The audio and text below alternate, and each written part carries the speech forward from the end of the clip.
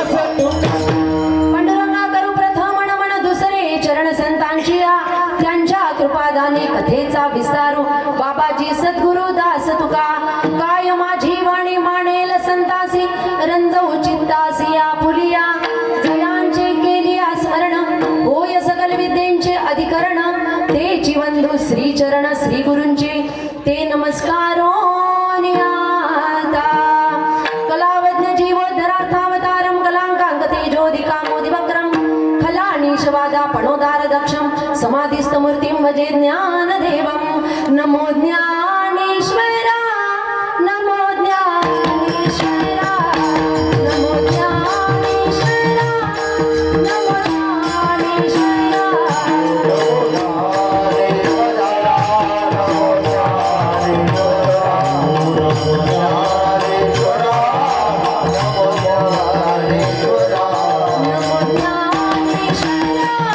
Namo Jnaneshwara, Namo Jnaneshwara.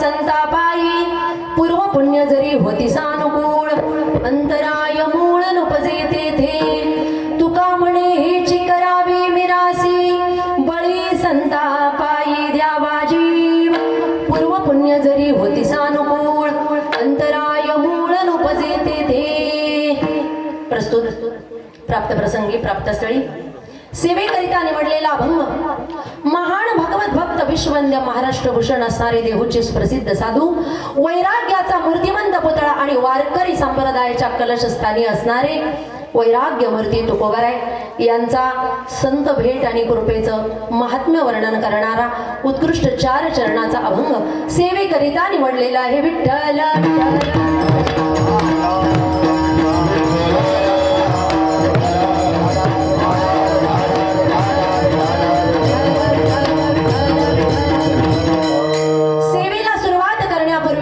परिहार देणं वक्त्याचं कर्तव्य ठरतं.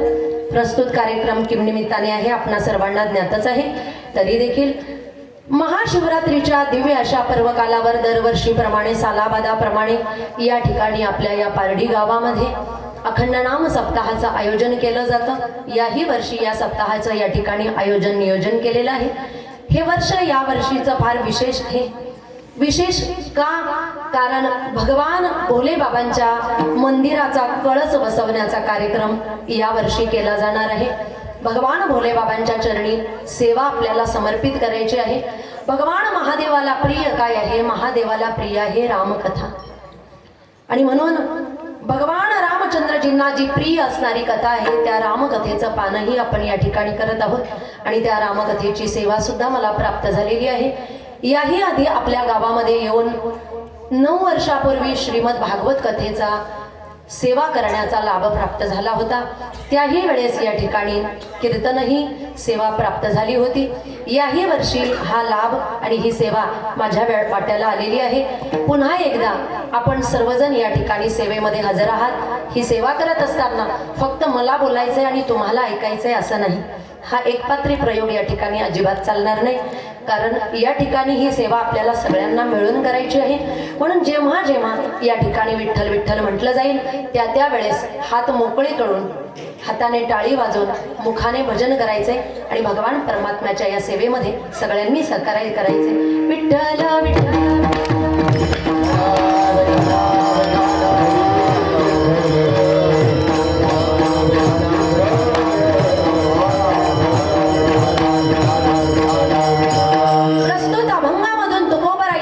वर्णन करतात.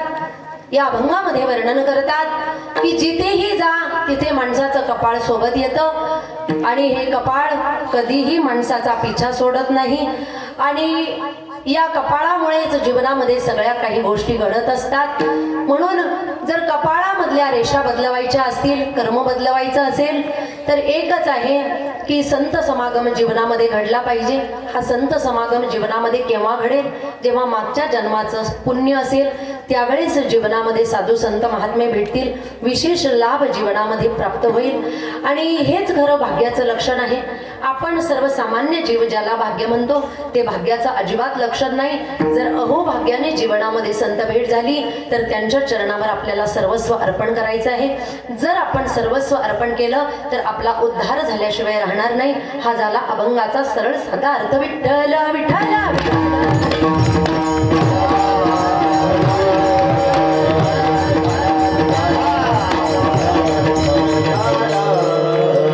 भाग्यवान आहोत आपण सर्वजण या ठिकाणी आपल्याला भगवान परमात्म्याची सेवा करण्याचा लाभ प्राप्त झालेला आहे. सगळ्यात मोठं भाग्य तुमचं आमचं हे आहे की आपण या भारतभूमीमध्ये जन्माला आलेलो आहोत. त्याचं कारण ही भारतभूमी सर्वसामान्य नाही. भारतभूमी विशेष भूमी आहे. इतर देशामध्ये जर आपला जन्म झाला असता तर इतर देशामध्ये संत काय, ग्रंथ काय, देव काय, भक्ती काय, परमार्थ काय, नामसप्ताह काय याचं कोणतंही ज्ञान इतर देशामध्ये नाही. हे जर ज्ञान कुठे असेल तर हे फक्त या भारतभूमीमध्ये आहे. म्हणून भारताची भूमी फार विशेष आहे. भरतखंडे नरदेह प्राप्ती हे तव भाग्याची संपत्ती म्हटलेलं आहे. विशेषत्व आहे की या भारतामध्ये जन्माला येणं हे भाग्याचंच लक्षण आहे. कारण भारत सर्वसामान्य नाही. नुसतं भारत जरी म्हटलं तर भारताच्या मागे आपोआप एक शब्द आपल्या तोंडातून निघतो, काय? माता. माता हा शब्द मुखातून बाहेर पडतो. माता हा शब्द कोणाच्याही मागे लावला जात नाही, फक्त भारताच्याच मागे लावला जातो. इतर देशांच्या मागे माता हा शब्द लावला जात नाही, कारण इतर देशाच्या मागे माता हा शब्द शोभणार सुद्धा नाही. लावून बघा, चीन माता, ऑस्ट्रेलिया माता, अमेरिका माता शोभेल का? शोभणार नाही. माता हा शब्द शोभेल फक्त भारताच्याच मागे, कारण मातृवत प्रेम करणारे लोक, सुसंस्कार आणि संस्कृती माझ्या भारतामध्येच आहे. म्हणून तुम्ही आम्ही या ठिकाणी जन्माला आलो हे भाग्याचं लक्षण आहे. भारत देश महान आहे. का म्हटलेलं आहे भारताला महान? कारण भारतामध्ये काय नाही, भारतामध्ये सगळं काही आहे. भारताच्या एका टोकाला केदारनाथ, बद्रीनाथ बसलेले आहेत. भारताच्या दुसऱ्या टोकाला रामेश्वर बसलेले आहे. भारताच्या एका टोकाला जगन्नाथ बसलेले आहे. भारताच्या एका बाजूला द्वारिकानाथ बसलेले आहे आणि भारताच्या मधोमध पंढरीनाथ बसलेले आहे. कारण माझा देश हा सनात आहे. का आहे माझा भारत देश महान? कारण या देशामध्ये संत, पंथ, ग्रंथ याला मान आहे, म्हणून माझा भारत देश महान आहे. का आहे माझा भारत देश महान? कारण या देशामध्ये डॉक्टर बाबासाहेब आंबेडकरांनी लिहिलेल्या संविधानाला आमच्या हृदयामध्ये मान आहे, म्हणून माझा भारत देश महान आहे. सुखदेव, राजगुरू, भगतसिंग यांनी केलेल्या बलिदानाचा आम्हाला भान आहे, म्हणून माझा भारत देश महान आहे. याच देशामध्ये वेगवेगळे फळं पिकतायत. कुठे काजू आहे, कुठे बदाम आहे, कुठे संत्री आहे, कुठे ऊस आहे. सगळेच फळं छान छान आहे, कारण माझा भारत देश महान आहे. का आहे माझा भारत देश महान? कारण या देशामध्ये ज्ञानोबराय, तुकोबराय एक साधू संत महात्मे होऊन गेलेले आहेत. त्यांच्या गाथा आणि ज्ञानेश्वरीचं आमच्या हृदयामध्ये सर्वोच्च स्थान आहे, म्हणून माझा भारत देश महान आहे. याच देशामध्ये वयाच्या 16व्या वर्षी छत्रपती शिवाजी महाराजांनी रायरेश्वराच्या किल्ल्यावर जाऊन करांगोळीचं रक्त कापून, करांगोळी कापून रक्ताचा अभिषेक केला. स्वराज्याला स्थापन करण्याचा भाव आणि ठाम निश्चय त्या ठिकाणी केला. त्यांच्या बलिदानाचीही आम्हाला जाण आहे, म्हणून माझा भारत देश महान आहे. यामुळे माझा भारत देश महान आहे. आणि हे महान असल्यामुळे अशा देशामध्ये तुम्हा मला जन्म मिळालेला आहे ना, हे भाग्याचं लक्षण आहे. या देशामध्ये काय नाही, या देशामध्ये 12 ज्योतिर्लिंग आहेत, अष्टविनायक आहेत, 108 शक्तिपीठ आहेत, 7 मोक्षपुऱ्या आहेत, 4 मोक्षपुऱ्या आहेत. सगळे काही देवतांचे अवतार या देशामध्ये झालेले आहेत, म्हणून हा देश महान आहे, हा देश श्रेष्ठ आहे. काय नाही या देशामध्ये. जर उत्तरांचल भागामध्ये गेलो तर त्या ठिकाणाला, त्या स्थानाला देवभूमी म्हटलं जातं. काय म्हणतात? देवभूमी म्हणतात. आणि अशा देवभूमीला देवभूमी नाव का पडलं? कारण विशेष रूपाने जास्त देवतांचे तिथे अवतार झाले, म्हणून देवभूमी म्हटलेलं आहे. पण जर आपण थोडं थोडं मध्यावर आलो तर या भारताच्या मध्यातून, म्हणजे महाराष्ट्र, मध्य प्रदेश असेल, तिथून पुढे जर आपण जायला लागलो आणि बघितलं तर या भागाला संत भूमी म्हटलं जातं. विशेष रूपाने महाराष्ट्राला संत भूमी म्हटलं जातं. का? कारण ही संतांची भूमी आहे. ज्ञानोबराय, तुकोबराय, नाथ महाराज, सगळ्या संत मांडियाळींनी या ठिकाणी अवतार धारण केलेला आहे, म्हणून संत भूमी म्हणून या भागाला म्हटलं जातं. आपण भाग्यवान आहोत, या भारतामध्ये जन्माला आलो आणि त्याच्याही पेक्षा मोठं भाग्य या संत भूमीमध्ये जन्माला आलेलो आहोत. आपण या संत भूमीमध्ये आपण जन्माला आलो आणि त्याच्याही पेक्षा मोठं भाग्याचं लक्षण की ज्ञानोबराय, तुकोबरायांच्या नंतर जन्माला आलो. ज्ञानोबराय आणि तुकोबरायांच्या आधी जर आपला जन्म झाला असता तर गाथा आणि ज्ञानेश्वरी आपल्याला प्राप्त झाली. भाग्यवान आहोत आपण की संत महात्म्यांच्या नंतर आपला जन्म झालेला आहे. त्याच्याही पेक्षा भाग्याचं लक्षण असं आहे की आपल्या मनामध्ये देवाबद्दल भाव आहे, श्रद्धा आहे, प्रेम आहे. एक तर आपण मानव म्हणून जन्माला आलो, हे सगळ्यात मोठं भाग्याचं लक्षण आहे. भारतात जन्माला आलो, महाराष्ट्रात जन्माला आलो आणि कोंबडी बकरे म्हणून जन्माला आलो असतो तर भाग्याचं लक्षण आहे का? नाही. मानव म्हणून जन्माला आलो का? मानव झाल्यामुळे भजन करता येतं, भक्ती करता येते. चांगलं काय, वाईट काय, योग्य काय, अयोग्य काय, कर्म काय, धर्म काय, संत काय, ग्रंथ काय, याचं ज्ञान फक्त मानवालाच कळतं. आणि काय ज्ञान नाही कोठे, नाही कोठे, आणि काय ज्ञान नाही कोठे.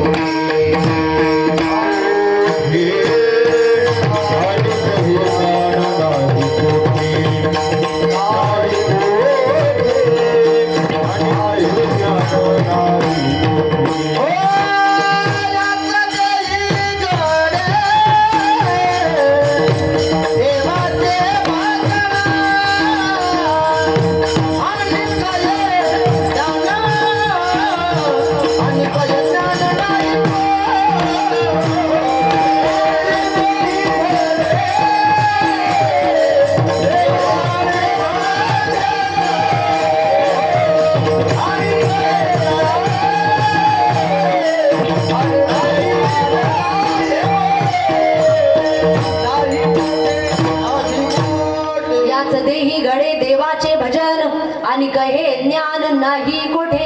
याच देहामध्ये आल्यानंतर भजन करता येतं. बाकीच्या देहामध्ये भजन करा सांगितलं तरी कळणार नाही. कारण पशु पक्षी प्राण्यांना कितीही सांगा त्यांना कळत, कुणाला कळत नाही? प्राण्यांना, पशूंना, पक्षींना यांना कितीही सांगितलं तरी कळत नाही. मानवालाच कळतं. म्हणून आपण भाग्यवान आहोत. आपण मानव म्हणून जन्माला आलेलो आहोत. त्यातही भाग्याचं लक्षण असं आहे की आपल्यामध्ये भाव, भक्ती, श्रद्धा आहे. कशावरून हो? दिवसभर पाठ दुखवून आम्ही कथा ऐकली, दिवसभर पाठ टेकवायला सुद्धा वेळ मिळालेली नाही. अशा वेळेस घरी बसून आम्ही झोप घेण्याच्या वेळेवर या ठिकाणी कीर्तनाला येऊन बसलेलो आहे. कशामुळे आलेलो आहे आम्ही? आम्हाला कळलं की या ठिकाणी येऊन बसल्यानंतर लाभ होईल. या ठिकाणी आल्यानंतर आमचा वेळ भगवान परमात्म्याच्या चरणी समर्पित होईल. ह्याचं ज्ञान आपल्याला आहे ना, म्हणून झोपेचा त्याग करून आपण आलेलो आहोत. बरोबर ना? की कीर्तनही कसं करता म्हणून बघायला आले नाही ना? हा, कथाच कीर्तनच ऐकायला आलेत ना. कारण एका ठिकाणी महाराज असं घडलं, कथा झाली, एक आजी आल्या आणि आजीने असं केलं, वा काय सुंदर कथा केली. मी म्हटलं आजी तुम्हाला काय आवडलं? आजीने सांगितलं घरी मी जेव्हा असते ना झोपेच्या 2-2 गोळ्या घेतल्या तरी मला झोप लागत, पण इथे आली तुमच्या कथेत बसली की शांत. म्हणजे आजी कशामुळे येत होत्या? झोप लागायची आजीला. म्हटलं बरं झालं आजी एवढे तरी मार्क मला पडले. तुमचा लाभ झाला, तुम्हाला झोप येते एवढा तरी फायदा झाला ना, बरं झालं. म्हणून सगळेच जण कीर्तन ऐकायला येतात असं नाही, पण या ठिकाणचे सर्व भगवत भक्त कीर्तन ऐकायलाच आलेले आहेत. कारण किती मनापासून तुम्ही कथा श्रवण करत आहात. तुमचे चेहरे मला सांगत आहेत आणि चेहरे वक्त्याला चांगल्या प्रकारे वाचता येतात. म्हणूनच कुतूहलाने भगवान परमात्म्याच्या या सेवेमध्ये तुम्ही या ठिकाणी उपस्थित आहात. विठ्ठल विठ्ठल.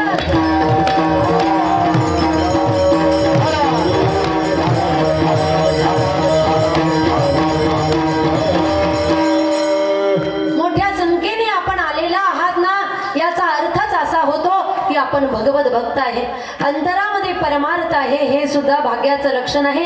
नुसतं माणूस होऊनही फायदा होत नाही.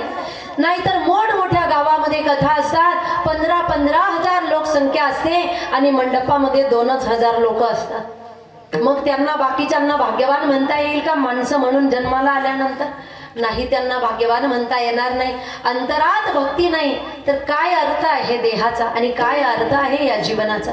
आपण खरोखर भाग्यवान आहोत की या भगवान परमात्म्याच्या सेवेमध्ये आलेलो आहोत. ही सेवा कशी केली पाहिजे आणि भगवान परमात्म्याची प्राप्ती कशी केली पाहिजे तुकोबरायांना पूर्ण माहीत होतं. ज्यांनी देवाची प्राप्ती केलेली आहे ना त्यांना मार्ग माहीत असतो.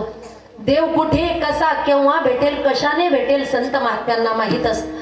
तुकोबरायांचा जर विचार केला तर परमार्थ असा आहे की तुकोबरायांच्या आतही आणि बाहेरही भगवान परमात्मा कायमचे आहेत. तुकोबरायांनी गाथेचं लिखाण केलं, गाथा लिखाण केली आणि गाथेचं लिखाण केल्यानंतर जर आपण विशेष रूपाने गाथेचा विचार केला तर आपल्या लक्षात येईल की गाथेमध्ये अनेक प्रकरणं आहेत. आताच्या महात्म्यांनी वेगवेगळे प्रकरण निर्माण केलेले आहेत. नामपर प्रकरण, मागणीपर प्रकरण, संतपर प्रकरण, स्थितीपर प्रकरण, वेगवेगळे प्रकरण आहेत. पण जर विचार केला तर सगळ्यात जास्त अभंग आहे संतपर प्रकरणातले. का? कारण संतांच्या भेटीचं, संत कृपेचं वर्म तुकोबरांना कळालेलं आहे. म्हणून ठिकठिकाणी मागणी सुद्धा जर मागितली तर संत भेटीचं महात्म्य वर्णन करणारीच मागणी तुकोबरांनी मागितलेली आहे. अनेक त्याचे अभंग आहेत. तुकोबराय असं कुठेही म्हटले नाही की एखाद्या धनवान व्यक्तीची माझ्या जीवनामध्ये संगत मिळू दे, एखाद्या उद्योजकाची सोबत मला लाभू दे. हे देवा, एखाद्या आमदार, खासदार यांची संगत माझ्या जीवनामध्ये लाभू दे. तुकोबराय असं कुठेही म्हटले नाही. तुकोबरायांनी जर मागितलंच असेल तर संत भेट, संत कृपा, संत दृष्टी, संत आलिंगन, संत चरणरज याचं महात्म्य तुकोबरायांनी वर्णन केलेलं आहे. का? कारण तुकोबरायांना संत भेटीचं वर्म समजलं आणि संत भेटीचं वर्म समजल्यानंतर कळालं, गंमत आहे परमार्थाची की संतांची कृपा झाल्याशिवाय देव भेटत नाही आणि देवाची कृपा झाल्याशिवाय संत भेटत.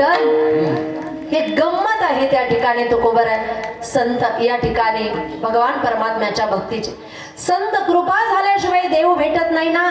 मग जीवनामध्ये संत भेट झालीच पाहिजे आणि संत कृपा झालीच पाहिजे. मग संत कृपा झाली पाहिजे आम्हालाही कळालं महाराज. संत भेटीशिवाय देव भेटणार, चला आम्हालाही कळालं. पण कळाल्यानंतर आपल्याला संत भेटतीलच असं नाही, संत भेटतीलच असं नाही. पण प्रयत्न करायला काय हरकत आहे? आपण प्रयत्न केले पाहिजे. एखाद्या महात्म्याची भेट, एखाद्या महात्म्याची सेवा आपल्या जीवनामध्ये घडली पाहिजे. प्रयत्न करायला काय हरकत आहे? मग आपण प्रयत्न केला पाहिजे. कारण आपल्या हातामध्ये कर्म आहे. आपल्या हातामध्ये काय आहे? कर्म आहे. भगवान परमात्मा गीतेमध्ये अर्जुनाला सांगताय, अर्जुना तू फक्त कर्म कर. कर्मण्येवाधिकार असते मा फलेषु कदाचन. तू फक्त कर्म कर, कर्म फलाची अपेक्षा करू नको. मग कर्म केले पाहिजे. प्रयत्नवाद साधू संतांनी सांगितलेला आहे. प्रयत्न केला पाहिजे. मग प्रयत्न केला पाहिजे ना. प्रयत्न केल्यानंतर नाही मिळालं किंवा मिळालं ते आपल्या भाग्याचा विषय आहे. पण संत भेटीसाठी प्रयत्न केला पाहिजे. कशा पद्धतीने? एक मुलगा वय झालं 27, 28, 29, 30 लागायची वेळ आली पण लग्न जमत नव्हतं. त्याने विचार केला की माझं लग्न जमत नाहीये, मी काय करू? मग त्याच्या मनात विचार आला, मी काही काम धंदाच करत नाही तर लग्न कसं होईल? लग्न जमण्यासाठी ही मुलगा कर्तृत्ववान असला पाहिजे, काहीतरी कर्म करणारा असला पाहिजे. पण हल्ली तेही म्हणणं चुकीचं आहे. मुलं काम करणारे आहेत, मुलं चांगले होतकरू आहेत, घरची शेती आहे, घरही आहे, तरी सुद्धा मुलगी मिळत. आता परिस्थिती अशी आहे तरी सुद्धा मुलगी मिळत नाही. पण प्रयत्न करायला काही हरकत? प्रयत्न केला पाहिजे आणि योग्य दिशेने केला पाहिजे. चुकीच्या दिशेने प्रयत्न करता कामा नये. एक जण हनुमानजींच्या मंदिरामध्ये जायचा आणि हनुमानजींना रोज म्हणायचा, मला लॉटरीचं तिकीट, माझा नंबर मिळू दे, माझा तिकिटाचा नंबर येऊ दे, तिकिटाचा नंबर येऊ दे, तिकिटाचा नंबर येऊ दे. 6 महिने झाले. हनुमानजींना त्या ठिकाणी किर्र करून सोडलं. एक दिवशी हनुमानजींना एवढा राग आला, हनुमानजींनी त्याच्या एक गालात देवाला विचारलं, मला का मारलं? देवाने सांगितलं, मूर्खा, आधी तिकीट तर घे, मग नंबर लावेल ना. तू तिकीटच घेतलं नाही, नंबर कसा लावेल? नंबर लागण्याच्या आधी तू तिकीट तर घेतलं पाहिजे ना. तू तिकीटच घेतलं नाही, फक्त म्हणतोय तिकिटाचा नंबर लागू दे, तिकिटाचा नंबर लागू दे. तसं कर्म केलं पाहिजे ना. प्रयत्नवाद फार महत्वाचा आहे. प्रयत्न केले पाहिजे, तेव्हा तर लग्न जमेल ना. आणि हल्ली लग्न जमत नाही, त्याचं कारण काय आहे? मुलीच्या आईच्या अपेक्षा जास्त वाढलेल्या आहेत. बरोबर बोलते ना मी? एक वेळ वडील तरी म्हणतात, नाही होऊन जाईल व्यवस्थित, बरं आहे, घर देऊन टाकू. आई म्हणते, नाही नाही नाही, नोकरीला आहे म्हणून काय झालं, शेती पण पाहिजे. मुलीच्या आईला विचारा, तुमची मुलगी जाईल का शेतात? म्हटले, अजिबात नाही. मुलगी शेतात जाणार नाही, पण शेती पाहिजे. का? नोकरी केली तरी शेतीच्या बळावर तुम्ही चांगले जगू शकतात, हे वर्म आम्हाला माहीत आहे. म्हणून शेती पाहिजे. शेती जरी असली तरी शेतकरी काही कमी नाही. फक्त मुद्दा एकच आहे, देवाने चांगली साथ दिली पाहिजे. नाहीतर शेतकरी हा पहिलेही राजा होता, आताही राजा आहे आणि पुढेही राजाच राहणार आहे. पुढेही राजा राहणार आहे. कारण काय आहे? कारण काय आहे? शेती कमी कमी होते, लोकसंख्या वाढते, शेतामध्येही त्या ठिकाणी जंगल समाप्त होऊन घरं होत आहेत. आणि कितीही काही झालं, आपण कोरोनाच्या कालामध्ये बघितलेलं आहे, कितीही काही झालं तरी घरात बसून रिचार्ज मारून पोट भरत, रिचार्ज मारल्यानंतर पोट भरत नाही, बॅलन्स टाकल्यानंतर पोट भरत नाही. पोट भरण्यासाठी अन्नधान्य आणि शेती, त्या ठिकाणी भाजीपाल्याचीच आवश्यकता आहे. शेतकरी कोरोना काळामध्ये ही सुखी होता. शेतकऱ्याला चिंता, शेतातलं धान्य, शेतातलं पीक घरातच खायचं आणि घरातच आराम. टेन्शन तर बाकीच्यांना होतं. का? राजाला टेन्शन नव्हतं. राजाला होतं पण जरा कमी होतं, बाकीच्यांपेक्षा कमी होतं. कारण तो राजा आहे, बळी राजा आहे. मग शेतकरी असला म्हणून काय झालं? काही शेतकरी असे आहे, तुम्ही रोज ड्युटीवर जाऊन घरी येतात, कमावतात. वर्षभरामध्ये तुमची जेवढी कमाई आहे ना, आमचा शेतकरी 1-2 महिन्यामध्ये तेवढी कमाई करून मोकळा होतो महाराज. 1-2 महिन्यामध्ये. हे शेतकऱ्याचं उत्पन्न आहे, फक्त देवाने साथ दिली पाहिजे. का? कारण तो बळी राजा आहे. म्हणून शेतकऱ्याला मुलगी देताना त्या ठिकाणी लाजू नका. थोडंफार काम करायची वेळ आली म्हणून काय झालं, ज्याचं कामाचं शरीर आहे ना तो निरोगी असतो, आणि जो AC मध्ये बसतो ना तो 10 वेळेस डॉक्टरांना भेटायला जातो. म्हणून निरोगी राहायचं असेल तर मस्त काम करून शेतकऱ्याची पत्नी होऊन काम केलं तर काय हरकत आहे महाराज. शेतकरी झालं पाहिजे. पण देत नाही त्या ठिकाणी. मुलीची आई म्हणते नाही नाही नाही, शेती असली तरी नको, मुलांचं लग्न जमत नाही. असंच त्या मुलाची गत होती, लग्न जमत नाहीये, काय करू? मग त्याने विचार केला, माझ्या घरी शेती आहे ना, मी शेतीच करतो. मग शेती करायला लागला. आणि जसं त्या ठिकाणी शेतात जाऊन शेती करायला लागला, त्या ठिकाणी शेती करत असताना याने आजपर्यंत कधीही शेतात गेलेला नव्हता, कधी कामं केलेले नव्हते. भर उन्हाळ्याचे दिवस याने वाफे तयार केले, पाणी सोडलं, या लांगीतून त्या लांगीत, या वाफेतून त्या वाफेत, या लांगीतून त्या लांगीत. याने 8 दिवस इकडे तिकडे शेताला पाणी सोडलं. आणि पाणी सोडल्यानंतर हा एवढा दमला, एवढा थकला, याचे पाय मातीने चिखलाने भरले. याने 8च दिवसात विचार केला, नाही नाही नाही, मी शेती करणार नाही, हे काही माझ्या बच्ची बात नाही, दुसरं काहीतरी बघू. म्हणजे काय व्यवसाय करायचा आहे, काय धंदा करायचा आहे, काही केल्याशिवाय मुलगी मिळणार नाही, मी काय करू? विचार करायला लागला. नदी किनाऱ्यावर येऊन बसला. नदी किनाऱ्यावर लक्ष गेलं. त्याने बघितलं, एक कोळी माशाचं जाळं घेऊन, मासे पकडायचं जाळं घेऊन नदीमध्ये टाकत होता. नदीमध्ये टाकले, त्याने मासे पकडले. मासे पकडल्यानंतर तो घेऊन जात होता. कोळ्याला विचारलं, का हो, हे मासे पकडल्यानंतर रोज तुम्हाला किती पैसे मिळतात? म्हटले, छोटे छोटे मासे जे असतात ना, ते झिंगे वगैरे असे मासे जर मिळाले ना, मला 200-300 रुपये मिळतात. पण मोठे जर मासे मिळाले तर 1000-500च्या वरती जातात. याने मनोमन विचार केला, मीही जरी हे काम केलं तर एका दिवसाला 1000 रुपये जरी पकडले, महिन्याला 30,000, वर्षाचं 12 महिन्याचं गणित लावून मोकळा झाला. याने विचार केला, चला हे काम करूया.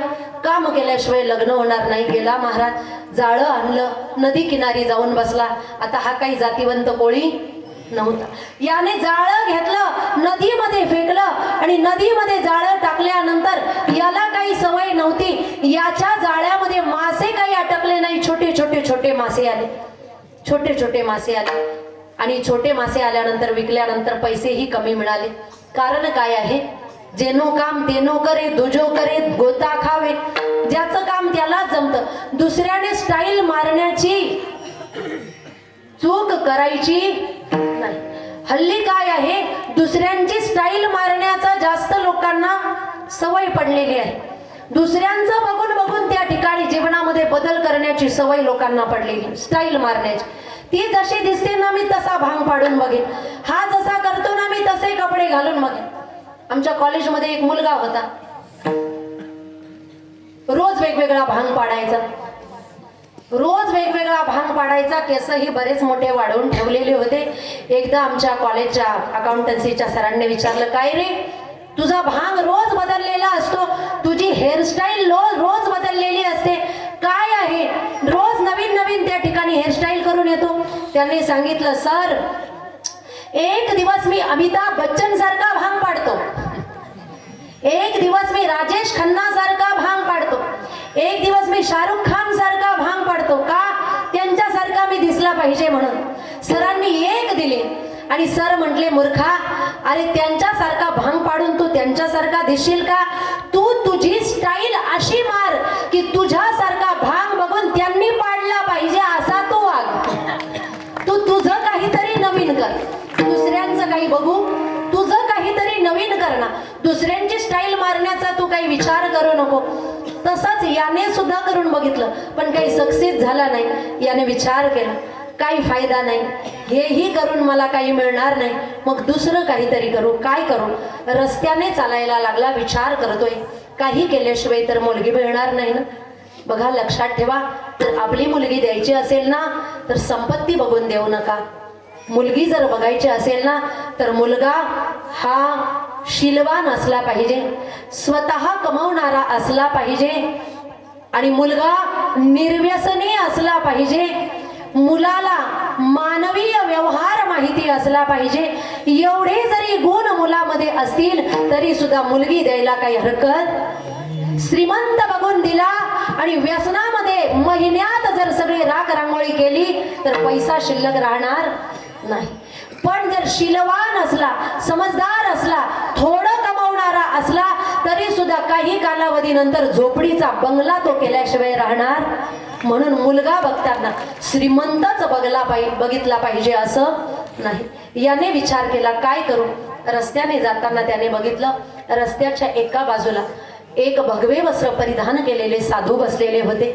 साधू महात्मा बसलेले होते. लोक यायचे, लोक आले की साधूंचं दर्शन करायचे आणि दर्शन केलं की हातामध्ये दक्षिणा द्यायचे, चरणाजवळ पैसे ठेवायचे. लोक निघून जायचे. हा तासभर उभा राहिला. याने सगळं बघितलं आणि बघितल्यानंतर याने विचार केलं, हे काम सगळ्यात बेस्ट. काय म्हटला? हे काम सगळ्यात सोपं म्हटलं. याच्यात काही करायची गरज, फक्त भगवे कपडे घालायचे आणि रस्त्याच्या कडेला जाऊन. एवढं सोपं आहे साधू बनणं? भगवे कपडे घातले म्हणून कोणी साधू होत?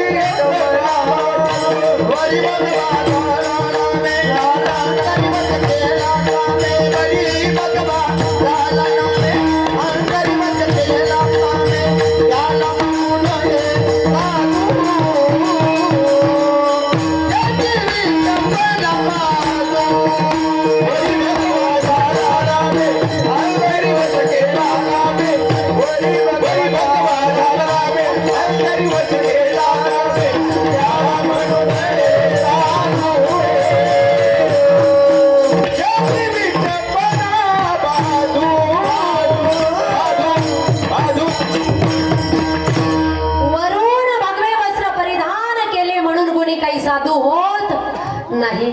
साधू कोणाला म्हणतायत? आमचे गुरुदेव म्हणायचे की ज्याने सहांना आधू केलाय ना तो साधू बनतो. कोणत्या सहांना अधू केले? काम, क्रोध, लोभ, मोह, मद, मत्सर, अहंकार यांना ज्याने मनामध्ये अधू केलंय ना तो साधू बनत असतो. साधू कोणाला म्हणतायत? ज्ञानोबराय वर्णन करतात. मी माझी आठवण विसरले जयाचे अंतकरण, पार्था तो संन्यासी जाण निरंतर.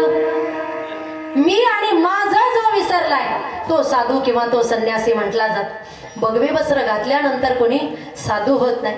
भगवे तरी श्वान सहज वेश त्याचा, तेथे अनुभवाचा काय पंथ. भगव्या रंगाचं कुत्रही असतं त्याला साधू म्हणणार का म्हटले? पण याने विचार केला हे फार सोपं म्हटले. भगवे वस्त्र घालायचे आणि बसायचं सोपंय का महाराज? साधू बनणं, संत बनणं किंवा साधं कथाकार, कीर्तनकार, गायक, वादक बनणं सोपंय महाराज? लोकांना वाटतंय की फार सोपं आहे. येतात 2 तास उभे राहतात, 2 तास वाजवतात, 2 तास गातात आणि भरपूर घेऊन. हल्ली लोकांच्या मनामध्ये ही फार कल्पना बसलेली आहे, परंतु पाहिजे तेवढं सोपं नाहीये. एकाच गावात 8 कीर्तन झाल्यानंतर 8व्या कीर्तनात पहिल्या कीर्तनातला शब्द सुद्धा येऊ द्यावा लागत. त्याच्यासाठी अभ्यास करावा लागतो. जरी सीझन मध्ये कार्यक्रम चालू असले तरी बाकीच्या वेळेस ग्रंथामध्ये डोकं घालावं. हा, एवढं सोपं नाहीये. लांब लांब 10-10, 12-12 तास प्रवास केल्यानंतर तुमच्या चेहऱ्यापेक्षा आमचा चेहरा आम्हाला टवटवीत ठेवावा लागतो. म्हणता येत नाही 12 तास गाडीत बसून पाठ दुखवलेली आहे म्हणून. का? कारण इथे कीर्तन झालं तर लोक चांगलं म्हणतील आणि शेजारच्या गावात सुद्धा तारीख. हा विचार मनामध्ये असतो.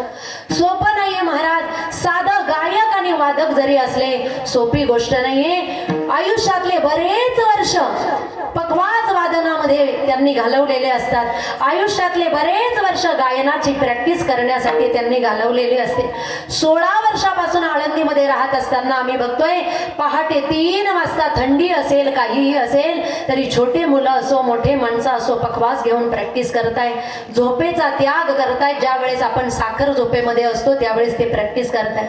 अशा वेळेस कधी बोट फुटताय. महाराजांच्या बोटांकडे बघा 3-3 बोटांना त्यांनी पट्टी लावलेली. का लावली? लोकांना दाखवण्यासाठी नाही. फुटले, रक्त निघलं म्हणून पट्टी लावली. आणि पट्टी लावल्यानंतर सुद्धा असं नाही की एखादे थाप कमी मारणार.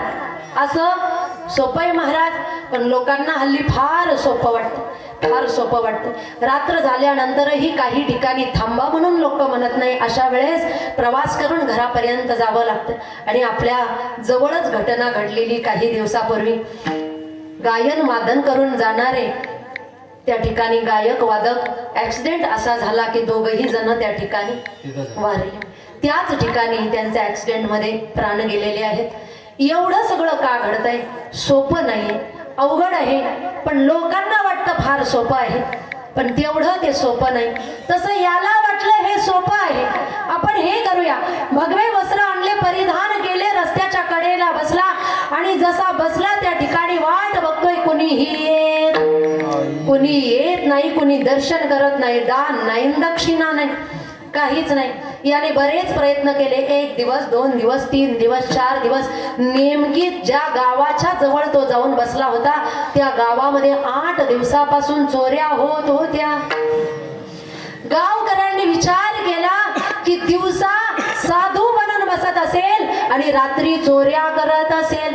गावकरी एकत्र झाले, त्या साधू जवळ गेले, म्हणजे त्या मुलाजवळ गेले आणि गेल्यानंतर त्या ठिकाणी विचारपूस केली. काय महाराज, कोणत्या गावचे, कुठून अभ्यास केला, किती अभ्यास केला, एखादा अभंग?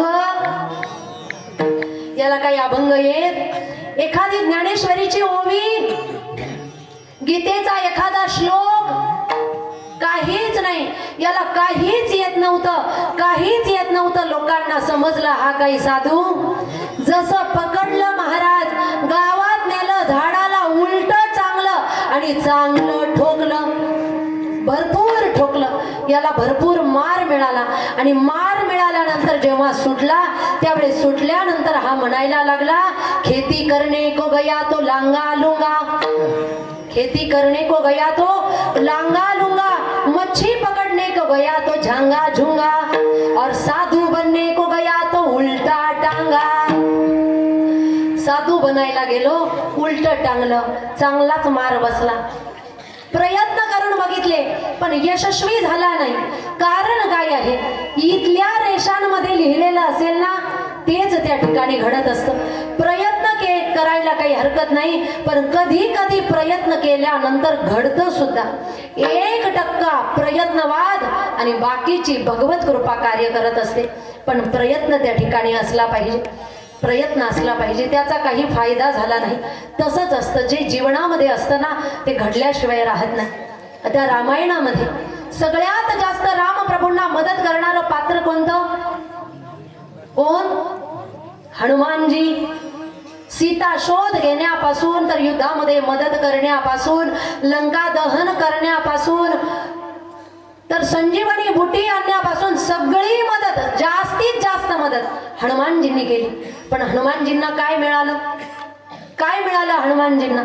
म्हटले लेना देना कुछ नहीं सब कर्मों का खेल, लेना देना कुछ नहीं सब कर्मों का खेल, विभीषण को लंका मिली हनुमान को तेल. काय झालं? सुग्रीवाला किष्किंधा नगरी मिळाली, सुग्रीवाला किष्किंधा नगरी मिळाली, विभीषणाला लंका मिळाली. हनुमानजींना काय मिळालं? देवाजवळ देण्यासाठी काहीच नव्हतं. म्हणून देव म्हटले परोपकार करो का तोरा, परोपकार करो का तोरा, सन्मुख होई न सकत मन मोरा, सन्मुख होई न सकत मन मोरा. काय उपकार तुझे मी वर्णन करू? तुझ्या उपकारातून सन्मुख उभं राहण्याचा सुद्धा मी त्या ठिकाणी स्थितीचा नाही. एवढी मदत हनुमाना तू केलेली आहे. मग काय मिळालं हनुमानजींना? हनुमानजींना मिळालं राम म्हटल्या बरोबर त्या ठिकाणी भगवान परमात्म्याला समोर उभं राहावं लागतं. हनुमानजींना राम भेटले. राम लखन सीता सहित हृदय बसहू सुरभूप. ज्याला जे मिळायचं होतं ते त्याला मिळालं. कारण काय आहे, त्यांच्या भाग्यामध्ये ते होतं म्हणून मिळालं. म्हणून भाग्य कुणाचंही बदलता येत नाही, रेषा कुणाच्याही बदलता येत नाही, देवादिकांच्या सुद्धा कर्म बदलता येत.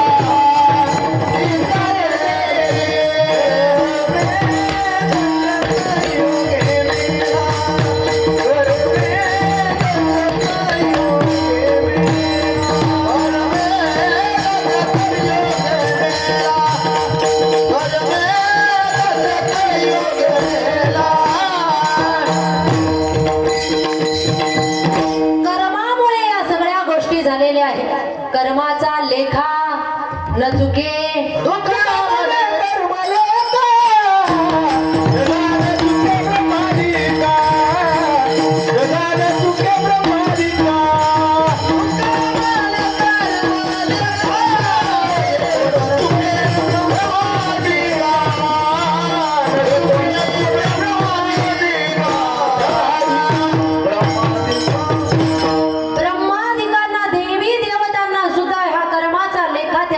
चुकवता येत नाही, पण तरीही प्रयत्नवाद केला पाहिजे. एकदा कैलासावर भगवान महादेव बसलेले होते आणि महादेव बसल्यानंतर महादेवाने बघितलं की समोरून शनिदेवाची स्वारी चालली होती.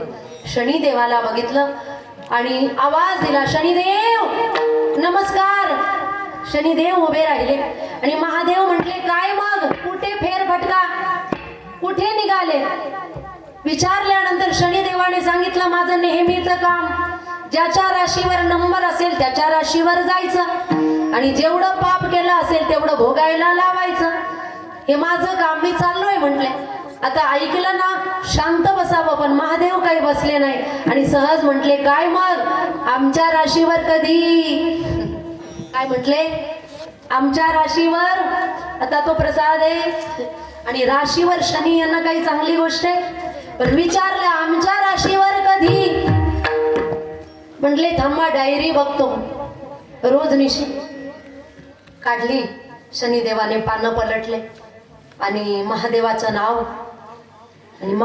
नाव बघितल्यावर म्हटले, महादेव उद्याच तुमच्या राशीवर, उद्याच सकाळी 2 तास 4 ते 6 सकाळी 2 तास तुमच्या राशीवर येणार बर का म्हटले. शनिदेव म्हटले हे आणि निघून गेले. आता शनिदेव राशीवर येणं म्हणजे फार अवघड. शनिदेव राशीवर जर आले, 20-20 वर्षाचे घोटाळे बाहेर येतात. 20-20 वर्षाचे ईडी मागे लागते आणि मध्ये जाऊन बसावं लागतं. केव्हा? शनिदेव राशीवर आल्यानंतर. आता शनिदेव उद्या 2 तास येणार म्हणून देवादिदेव महादेवाला घाम फुटला आणि विचार करायला लागले, काय करू. उद्या शनिदेव येतील, काय करतील सांगता येत नाही, काय होईल माझं, कारण शनिदेव येणं अवघड गोष्ट. विचार करतायत, भयभीत झालेले आहेत महादेव.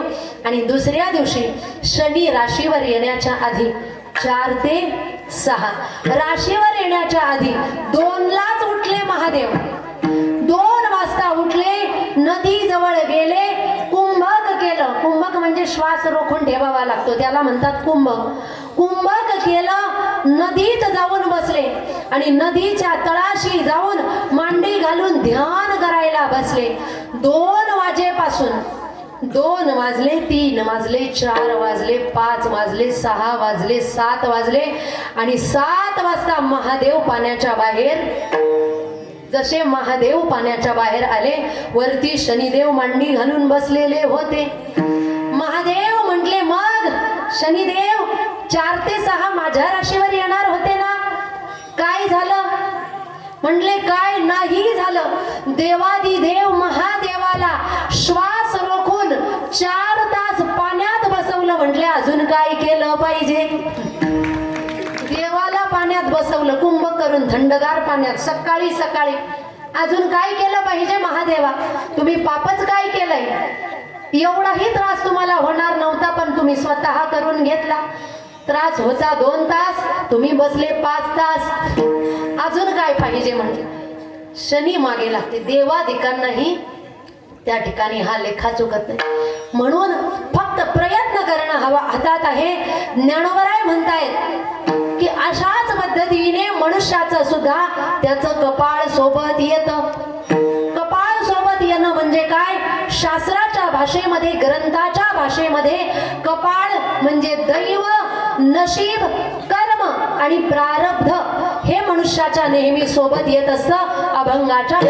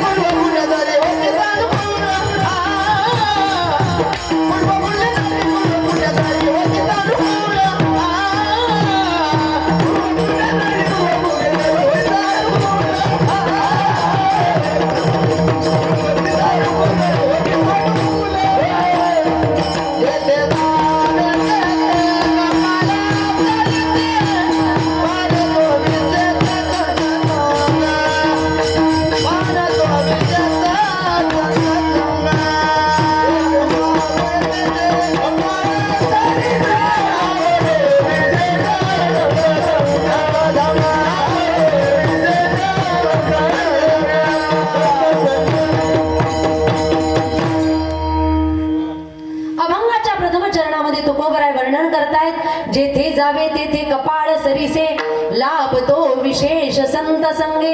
कुठेही जा आपलं कपाळ सोबत येतं. आता जिथे जाणार त्या ठिकाणी देहाचे अवयव जातीलच.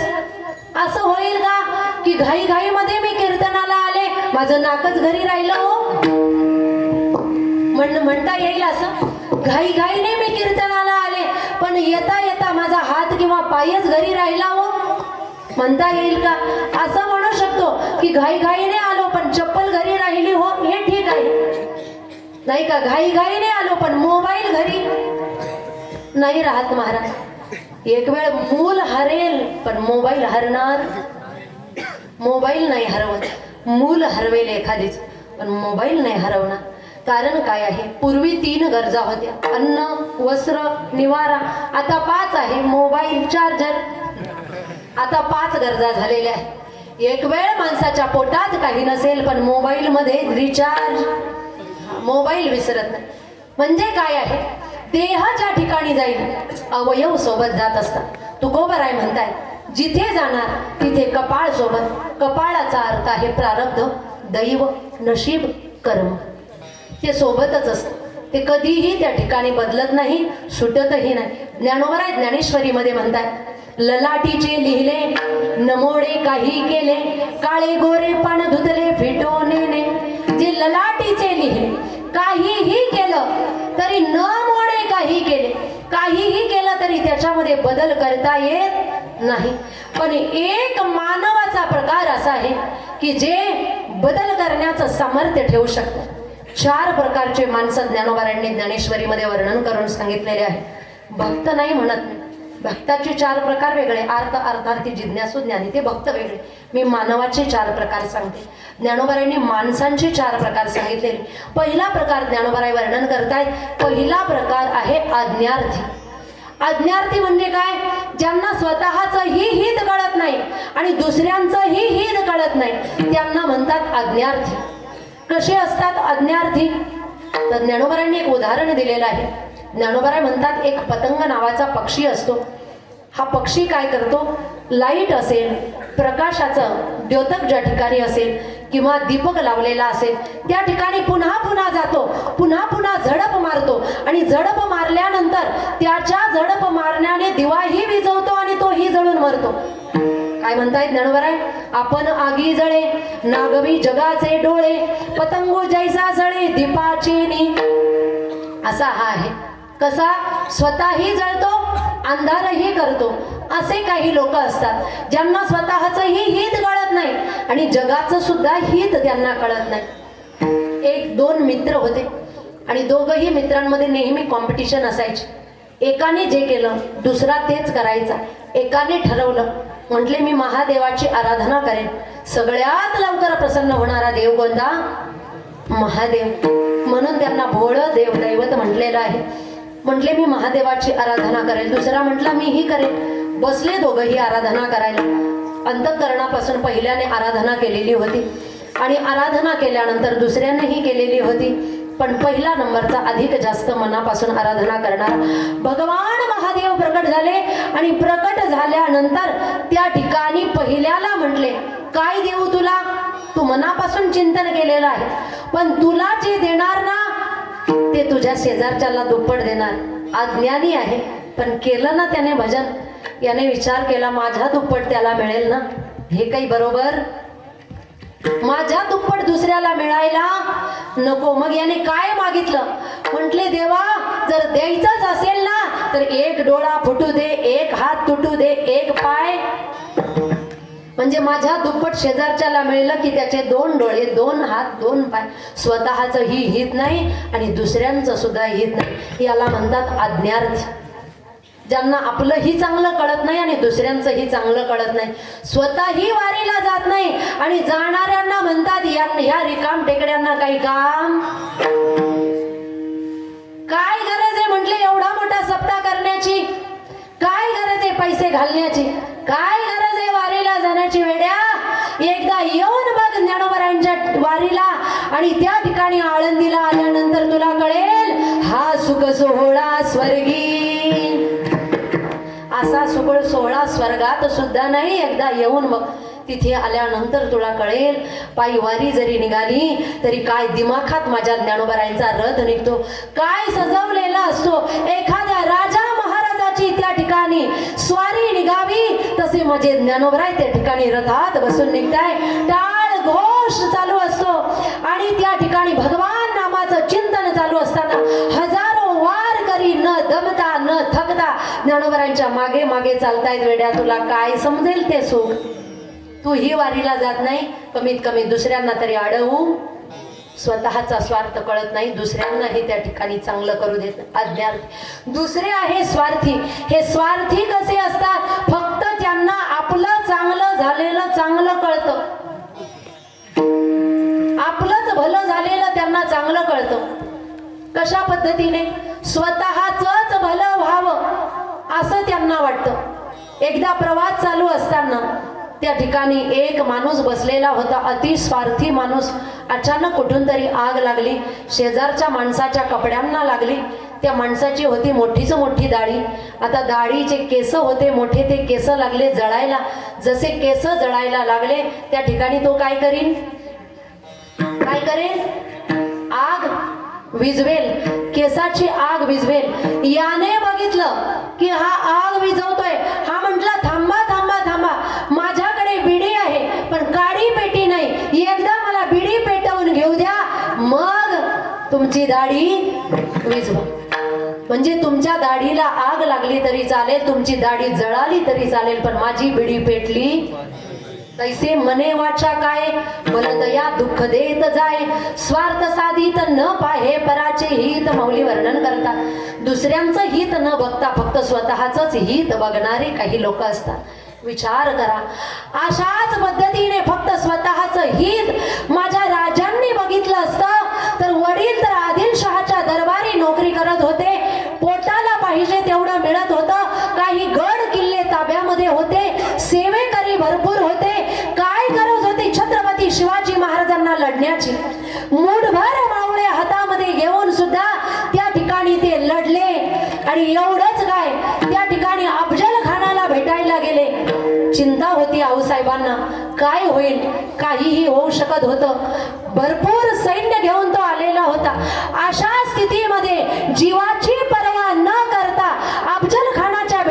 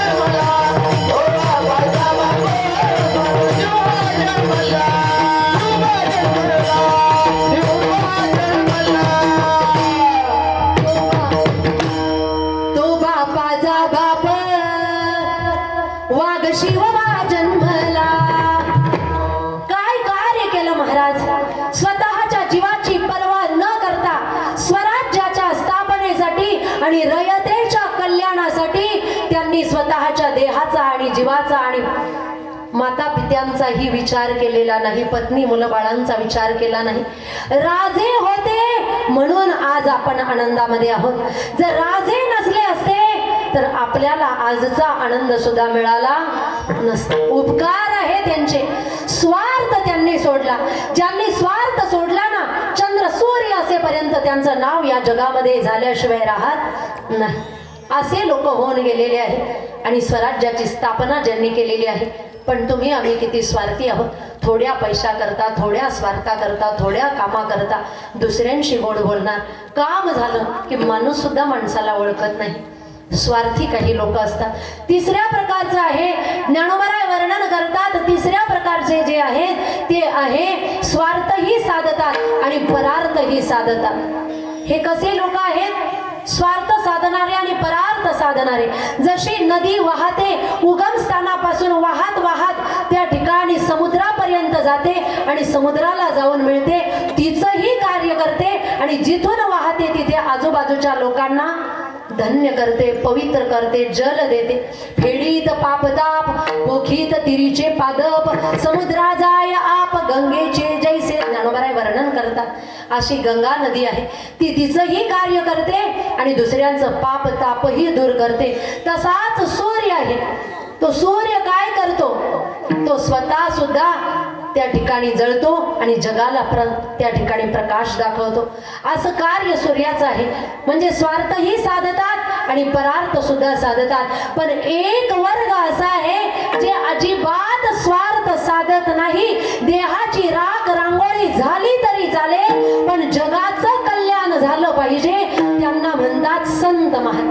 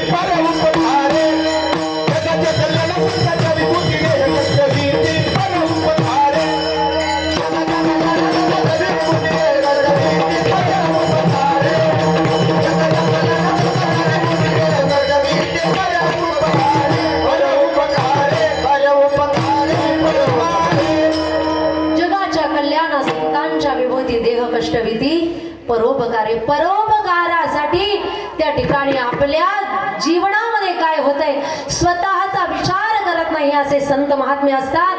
आणि असे संत महात्म्यांमध्ये सामर्थ्य काय असतं तर अशा संतांमध्ये सामर्थ्य असतं कपाळावरच्या रेषा बदलवण्याचं. हे सामर्थ्य संतांमध्ये असतं. ज्या ज्ञानोबरायांनी लिहिलं ना महाराज, ललाटीचे लिहिले न मोडे काही केले, त्याच ज्ञानोबरायांनी काय केलेलं आहे महाराज.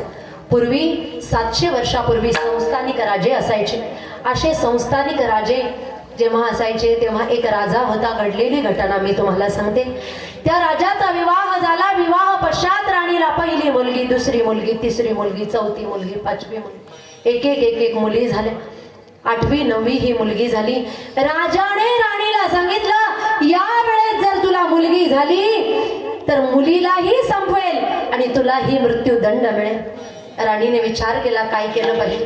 राणी दुखी झाली आणि अशा स्थितीमध्ये आता राणी विचार करते, माझ्या हातात तर नाही मुलगा होईल किंवा मुलगी होईल. कारण विज्ञान सांगतं पुरुषामुळे ठरत असतं मुलगा होईल की मुलगी होईल. स्त्रीमुळे कधीही ठरत नसतं की मुलगा होईल की मुलगी होईल. याला विज्ञान त्या ठिकाणी साक्ष आहे. विज्ञानानुसार हे पुरुषावरून ठरत असतं. पण राजाने सांगितलं मुलगी झाली मृत्यूदंड दिला जाईल. राणी गर्भवती झाली. राणी विचार करते आता काय होईल. दुखी आहे राणी. एक दासी होती. दासीने समजावलं, राणीसाहेब विचार करू नका, यावेळेस तुम्हाला मुलगाच होईल. म्हटले नाही, सगळे लक्षणं मुलीचेच आहेत. पहिले जे लक्षणं होते ना तेच आहे. पण धीर दिला दासीने आणि धीर दिला. 9 महिने कसे बसे पूर्ण झाले. 9 महिने झाले. राणी प्रसूत झाली आणि राणी प्रसूत झाल्यानंतर राणीला पुन्हा मुलगीच झाली. मुलगी झाल्यानंतर राणी रडायला लागली. काय करायचं. दासी जवळ रडते, काय करायचं? दासीने सांगितलं, राणी साहेब रडू नका, आपण काहीतरी मार्ग काढू. ब्राह्मण देवतांना गावातून बोलवलं आणि ब्राह्मण देवतांना बोलवल्यानंतर सांगितलं, ब्राह्मण देव असं करा, राजाला खोटं बोला, राजाला सांगा की यावेळेस मुलगा झालेला आहे, पण जन्माच्या वेळेस असे ग्रह असे नक्षत्र होते की ज्यामुळे मुलगा तर झालाय, पण मुलाचं तोंड जर बापाने बघितलं 12 वर्ष तर बापाला भीती आहे. एवढंच सांगा, पण एवढं सांगा की मुलगा झालेला आहे. थोडं खोटं बोलायला काय हरकत आहे? ब्राह्मण देवतांनी विचार केला, ठीक आहे, कुणाचे प्राण वाचत असतील तर खोटं बोलायला काही हरकत. कारण काही ठिकाणी खोटं बोललं तरी चालतं, पण कुठे कुठे शास्त्र सांगतं की 5 ठिकाणी खोटं बोललेलं चालतं. श्रीषु नर्म विवाहेच प्रीत्यर्थे प्राण संकटे ग्रो ब्राह्मणार्थे हिंसाया नान्यतम साच गुप्सितम. 5 ठिकाणी खोटं बोललेलं चालतं. कुठे? श्रीषु नर्म विवाहेच, स्त्रियांजवळ खोटं बोललं तरी. पुरुष वर्ग म्हणेल, बरं झालं सांगितलं, बायकोजवळ खोटं बोललं तरी पाप लागत. पण केव्हा? नेहमी खोटं बोललेलं चालत. कुठे कुठे खोटं बोललेलं चालतं आणि केव्हा केव्हा एखादी गोष्ट जर फार धक्कादायक असेल तर स्त्रीला डायरेक्ट सांगितली तर स्त्रीचं हृदय कोमल असतं, तिला जास्त दुःख होईल, म्हणून अशा वेळेस थोडंसं खोटं बोललं तरी. उदाहरणार्थ, स्त्रीच्या माहेरावरून फोन आलेला आहे की आई किंवा वडील वारले. फोन आला पतीला, पतीने असं सांगायचं का, अगं तुझी आई वारली चल, असं सांगायचंय का? नाही. त्या ठिकाणी काय म्हणावं लागेल? खोटं बोलायचंय त्या ठिकाणी. हे बघ, जरा साध्या साड्या घे, 4-5 दिवस 8 दिवस आपल्याला जायचे, तुला मुक्काम करावा लागेल, आपल्याला अमुक अमुक ठिकाणी जायचे, जरा लवकर तयारी कर, वेळ लावू नको. स्त्रीने पुन्हा पुन्हा जरी विचारलं तरी त्यावेळेस खरं बोलायचं. अशा ठिकाणी खोटं बोललं तरी. सगळ्या ठिकाणी खोटं बोललेलं चालत. श्रीषु नर्म विवाहेच, कुणाचं लग्न जमत असेल तर अशा वेळेस थोडासा मुलीमध्ये दोष असेल, थोडासा मुलामध्ये दोष असेल, पण लग्न जमत असेल तर त्या ठिकाणी सांगायचं नाही, सगळे चांगले लग्न होऊ द्या. अशा वेळेस खोटं बोलायचंय. लग्न तोडण्यासाठी त्या ठिकाणी उभं राहायचं. विवाहेच प्रीत्यर्थे प्राण संकटे, आपल्या बोलण्याने दुसऱ्याचे प्राण वाचत असतील, खोटं बोललेलं. गौ ब्राह्मणार्थे हिंसाया, गो ब्राह्मणांची हत्या होत असेल, कुठे हिंसा होत असेल, अशा ठिकाणी खोटं बोललं तरी पाप लागत. अशा ठिकाणी खोटं बोलायचं. ब्राह्मण देवताने विचार केला, ठीक आहे, 2 प्राण वाचणार आहे, म्हणून राजाला सांगितलं, राजे फार आनंदाची गोष्ट आहे, यावेळेस तुम्हाला मुलगा झालेला आहे. राजा उठला, मुलाला बघायला जाणार, म्हटले थांबा, जन्मग्रह नक्षत्र असं आहे, जर तुम्ही मुलाचं तोंड बघितलं तर तुम्हाला भीती आहे. 12 वर्ष तुम्हाला मुलाचं तोंड बघता येणार नाही, फक्त एवढंच दुःख आहे, पण 12 वर्षानंतर तुम्ही मुलाचं तोंड बघू शकता. राजाने सांगितलं, काहीही असो, 12 वर्षानंतर का असेना तोंड बघायचं का असेना, पण मुलगा झालाय ना, काही हरकत नाही. नाही, मी 12 वर्ष तोंड बघणार. आनंद उत्सव साजरा केला गेला. मिष्टान्नाची पंगत दिली गेली, उत्सव झाला. राणीला बधाई देण्यात आल्या. राणीला माहिती होतं मुलगी आहे, मुलाचे कपडे घातले, मुलाचं नाव ठेवलं, मुलगा म्हणून मुलीला लहानाचं मोठं केलं आणि मुलगी झाली 12 वर्षाची. 12 वर्षाची मुलगी झाल्यानंतर राजाने विचार केला, शेजारचाही संस्थानिक राजा आहे, त्याची मुलगी आणि माझ्या मुलाचं लग्न लावणं काय आणि तोंड बघणं काय, दोनही आनंदाच्या गोष्टी एकदाच करू. राजाने लग्न जमवलं. संस्थानिक शेजारच्या राजाच्या मुलीबरोबर आपल्या मुलाचं म्हणजे मुलीचं लग्न जमवलं. राणीला समजलं, मुलीला समजलं, मुलीला माहिती आहे की मी मुलगा नाही, मी मुलगी आहे. मुलीचं लग्न मुलीशी होणार आहे, पुन्हा अनर्थ होणार आहे. आता खरं सांगावंच लागेल, आता वडील तोंड बघणार आहे, आता सत्य उघडं पडणार आहे. आईलाही मृत्यूदंड, मलाही मृत्यूदंड. त्याच्यामुळे देहाचा त्याग करण्याकरता मुलगी निघाली आणि जशी मुलगी निघाली आत्महत्या करण्याकरता रस्त्याने जायला लागली. जाता जाता मुलीने बघितलं तिकडून ज्ञानोबराय संत मांदी आळी निघालेली आहे. पंढरपूरला चाललेले आहे पांडुरंगाच्या दर्शनाला. नामस्मरण चालू होतं. रामकृष्ण हरी रामकृष्ण हरी रामकृष्ण हरी जय जय रामकृष्ण हरी रामकृष्ण हरी रामकृष्ण हरी रामकृष्ण हरी जय जय रामकृष्ण हरी. भजन चालू आहे. मुलीने ज्ञानोबांना बघितलं, विचार केला की आधी महात्म्याचं दर्शन करू, मग नंतर प्राणत्याग करू. मुलगी गेली, ज्ञानोबांच्या चरणावर मस्तक ठेवलं, दोनही हातांनी पाय घट्ट धरले आणि मुलगी रडायला लागली. मुलीच्या डोळ्यातून अश्रुधारा वाहायला लागल्या. ज्ञानोबांनी बऱ्याच वेळानंतर पुन्हा पुन्हा म्हटलं, बाळा मुला अरे उठ, मुला उठ. त्यावेळेस रडणारी मुलगी म्हटली, महाराज मी मुलगा नाही हो, मी मुलगी आहे. त्यावेळेस ज्ञानोबा म्हटले, नाही तू मुलगी नाही, तू मुलगा आहेस. आणि मुलगा आहे म्हटल्याबरोबर मुलीचा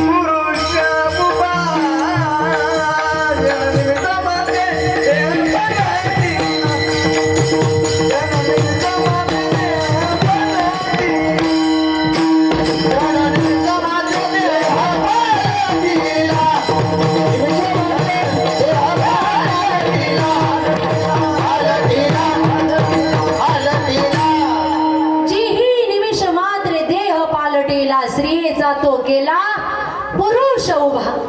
तू मुलगा आहेस म्हटल्यानंतर मुलीचा मुलगा झाला. ज्या ज्ञानोबरायांनी म्हटलेलं आहे, ललाटीचे लिहिले न मोडे काही केले, त्याच ज्ञानोबरायांनी ललाटीचं लिहिलेलं सुद्धा पुसून हे सामर्थ्य संतांमध्ये आहे.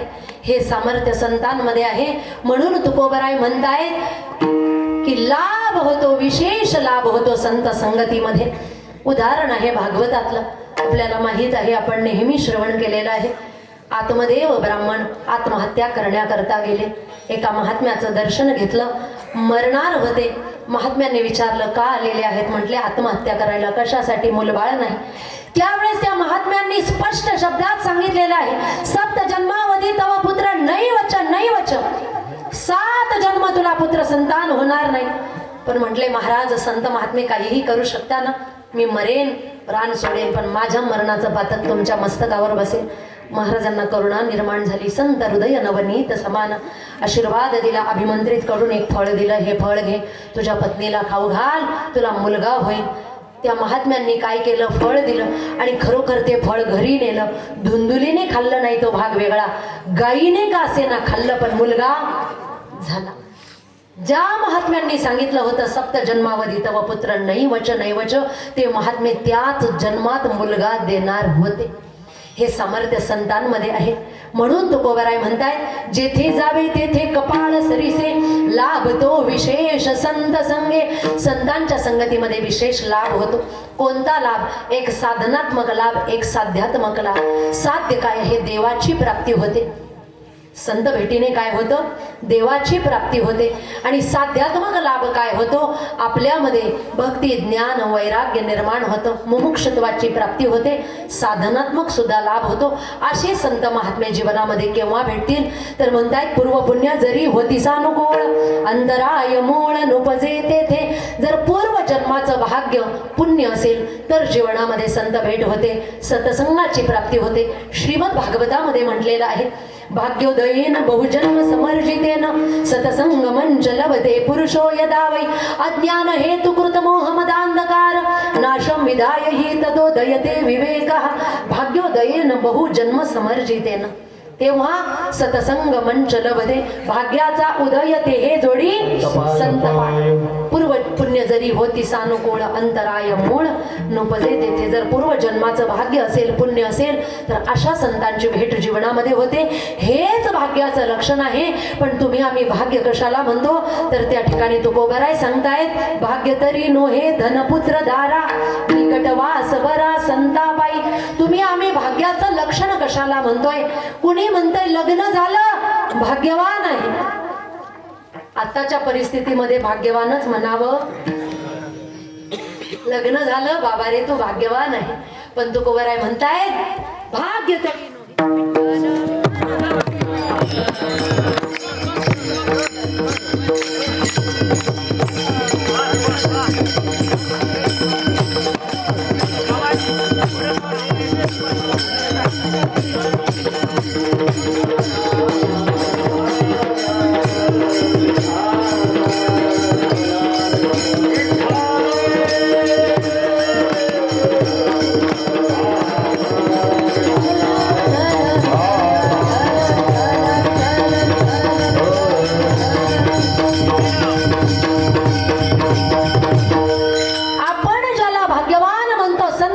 त्याला भाग्यवान म्हणत नाही. आपण म्हणतो धनाची प्राप्ती झाली धनवान आहे भाग्यवान आहे.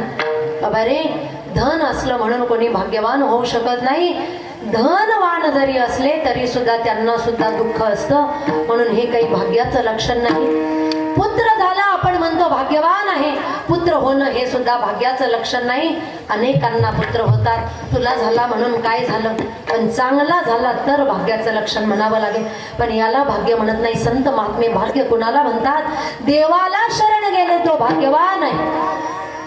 कुणाला भाग्यवान म्हणतात, भाग्यवंत मनोजया शरण गेले पंढरीराय. भाग्यवान कोण आहे, संत महात्मे म्हणताय संत भेट झाली तो भाग्यवान आहे. भाग्यवान कोण आहे, ज्याच्या अंतरातले दोष गेले तो भाग्यवान आहे. काम क्रोध लोभ निमाले ठाईची अवघी आनंदाची सृष्टी झाली. तुका म्हणे भाग्य या नावे म्हणजे संसारी जन्मी जे याची लागी. अंतरातले काम क्रोध लोभ मोह मद मत्सर हे दोष गेले ना तो भाग्यवान आहे. याला भाग्यवान म्हणतात. आपण ज्याला भाग्यवान म्हणतो ते भाग्याचं लक्षण नाही. मग अशा संतांची जीवनामध्ये भेट झाली तर भेट झाल्यानंतर मग आपलं जीवन सफल होतं. पण आपण सफल केव्हा होणार, जेव्हा देवाचं नामस्मरण करणार. म्हणून एकदा भगवान परमात्म्याचं नामस्मरण करण्यासाठी सगळ्यांनी दोनही हात ताट वर करायचे आणि मोठ्या प्रेमाने भजन करायचे. हाताने टाळी आणि मुखाने भजन. विठोबार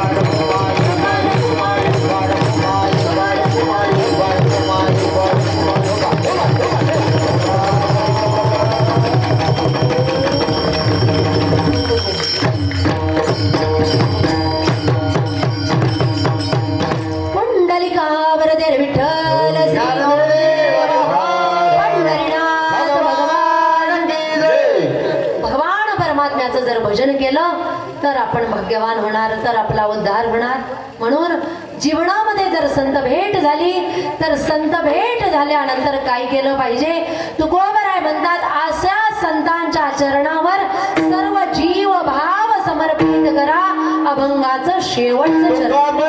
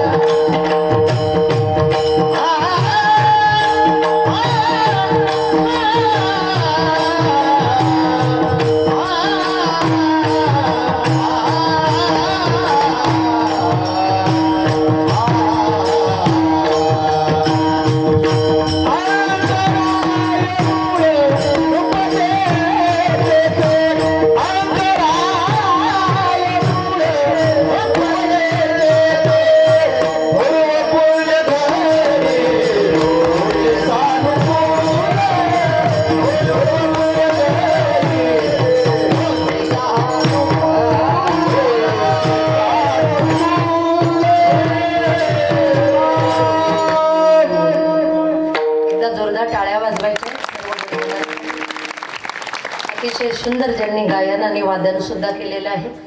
अभंगाच्या शेवटच्या चरणामध्ये तुकोबराय वर्णन करताय. तुका म्हणे हेची करावी मिरासी, बळी संता पायी द्यावा जीव. हेची करावी मिरासी. मिरासी म्हणजे काय आहे? साठवण. हीच साठवण करा. जीवनामधलं हेच कर्तव्य महत्वाचं आहे. कोणतं? बळी संता पायी द्यावा जीव. जीव द्यावा म्हणजे काय? संतांजवळ जाऊन देहाचा त्याग करावा का? नाही, असा याचा अर्थ नाही. जीव द्यावा म्हणजे जीव भाव समर्पित करावा, सर्वस्व समर्पित करावा. देह ते प्राण प्रिय कछु नाही. देहामध्ये प्राणाशिवाय सगळ्यात जास्त प्रिय असणारा आपल्या जीवनामध्ये दुसरं काही सगळ्यात जास्त महत्वाचे आहे प्राण. असा प्राण जो आहे, असा जीवभाव जो आहे, तो संतांच्या चरणावर समर्पित करा. कारण एकदा की तुम्ही भाव समर्पित केला तर काय होईल? भाव तिथे देव. ते गुरुदेव काय करतील? त्या ठिकाणी ते गुरुदेव आपल्याला व्यवस्थित करतील. आपल्यामध्ये भक्ती ज्ञान वैराग्याचा संचार करतील. नामाने आपल्याला उच्च अवस्थेपर्यंत विचारांपर्यंत नेतील आणि तेच संत महात्मे आपल्याला उचलून देवापर्यंत नेऊन ठेवतील. तेव्हा आपल्याला भगवान परमात्म्याची प्राप्ती होईल. म्हणून आपण जीवभाव, सर्वस्व, अहंकार, आपल्या जीवनामधलं सत्व रज तम जे असेल आणि सर्व जे काही विषय विकारांची गुंतागुंत असेल, अशी सर्व भगवान संत महात्म्यांच्या चरणी जर समर्पित केली तर ते संत महात्मे आपल्याला देवापर्यंत नेऊन सोडतील. म्हणून हेच केलं पाहिजे. आणि हे केव्हा घडेल? पूर्व पुण्य जरी होती सानुकूळ, अंतराय मूळ नुपजे तेथे. म्हणून भगवान परमात्म्याला एकच विनंती करायची आहे, तू भेट म्हणू नका.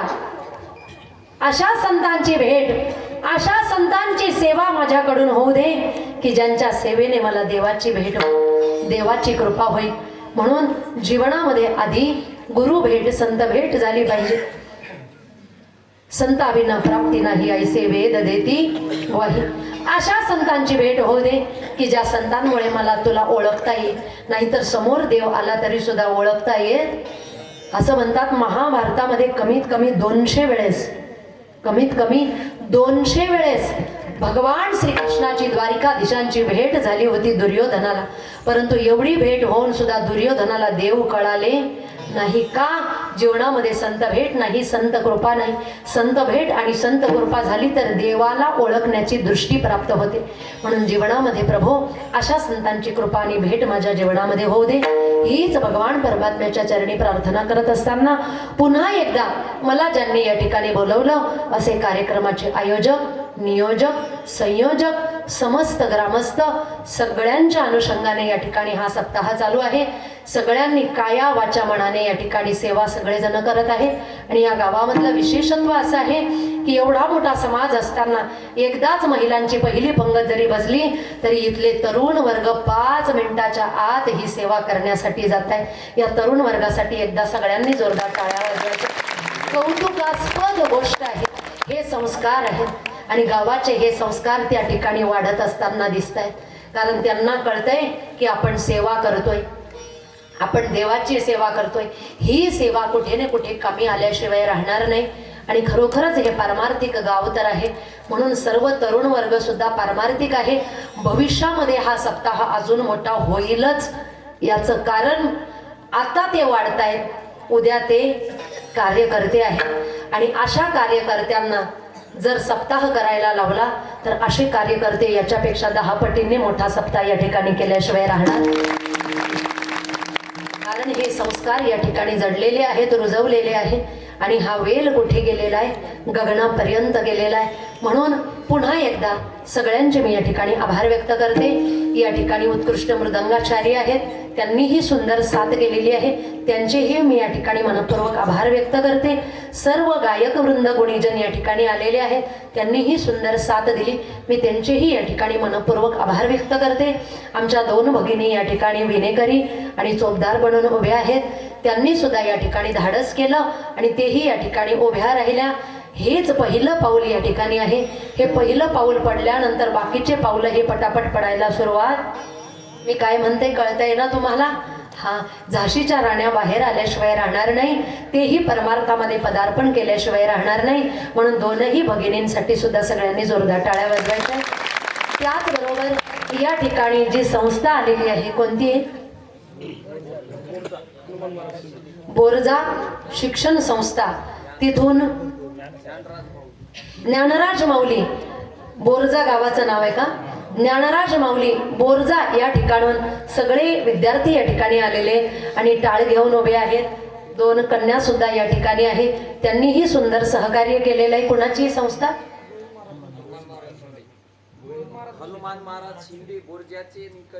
हनुमान महाराज आणि गोविंद महाराज यांची ही संस्था आहे. खरोखर अतिशय आपल्या जवळच आहे आणि जवळच आहे ना, जवळच आहे आणि जवळच या ठिकाणी भक्तीचा धरा वाहतोय. म्हणून असे विद्यार्थी जे तयार होत आहेत, असे विद्यार्थी या परमार्थामध्ये तयार होणं अतिशय गरजेचं आहे. आपणही आपल्या मुलामुलींना शिक्षण संस्थेमध्ये टाकू शकता. एक छोटासा मुलगा यांनी पूर्वी एका महाराजांनी त्या ठिकाणी पखवाज वाजवला, शेवटी दुसरे महाराज बसले. अतिशय सुंदर त्या ठिकाणी वादन केलेलं आहे. पुन्हा एकदा आपले सगळ्यांचे आभार. सर्व छोट्या बालगोपालांचे सुद्धा मी या ठिकाणी आभार व्यक्त करते. आपण सर्वजण मोठ्या संख्येने या ठिकाणी आलेला आहात, तुमचेही मी या ठिकाणी आभार व्यक्त करते. आपलं हे कीर्तन लवकरच कर्थासार या चॅनलवर टाकलं जाईल. बाकीचेही चॅनल या ठिकाणी आहे. काही चॅनलचं नाव येतं? सांप्रदायिक प्रसंग. सांप्रदायिक वसा? नाही प्रसंग. सांप्रदायिक प्रसार? नाही सांप्रदायिक प्रसंग. सांप्रदायिक प्रसंग. हा, सांप्रदायिक प्रसंग एकच एका चॅनल. हा, त्यांच्या चॅनलवर सुद्धा कीर्तन टाकलं जाईल ना? टाकलं जाईल ना? हा, त्यांच्या चॅनलवर सुद्धा कीर्तन टाकलं जाईल आणि कथासार या चॅनलवर सुद्धा कीर्तन टाकलं जाईल. आमची सर्व कथा आणि कीर्तन, देवी भागवत असेल, रामकथा असेल, शिवपुराण असेल, भागवत कथा असेल, या आधी झालेले कीर्तन असतील, भविष्यात होणारे कीर्तन असतील, कोणते सण उत्सव केव्हा आणि का साजरे करावेत याचं तंतोतंत वर्णन करणारे काही व्हिडिओ सुद्धा आहेत. पितृपक्षामध्ये कोणत्या गोष्टीचं पालन करावं, काय करावं, काय करू नये याचं सुद्धा वर्णन करणारा त्या ठिकाणी सुंदर असा व्हिडिओ टाकलेला आहे. त्याच्यामध्ये घरी बसल्या तुम्हाला ग्रंथ न वाचता सगळं सारांश रूपाने ज्ञान मिळेल. म्हणून तुम्ही जर युट्यूबवर नाव टाकलं सोनाली दिदी महाजन आळंदीकर किंवा माझे पतिदेव रामायणाचार्य भागवताचार्य महेश महाराज महाजन आळंदीकर, नाव टाकल्याबरोबर एक गोल लोगो येईल चॉकलेटी रंगाचा, त्याच्यामध्ये कथा आणि सार हे नाव आहे. चॅनलला सगळ्यांनी सबस्क्राईब करा. घरी बसल्या कथा कीर्तनाचा आनंद घ्या. पुन्हा एकदा सगळ्यांचे मी या ठिकाणी आभार व्यक्त करते. सुंदर मंडप, साऊंड सिस्टीम यांचेही आभार व्यक्त करते आणि माझ्या या सेवेला पूर्ण विराम.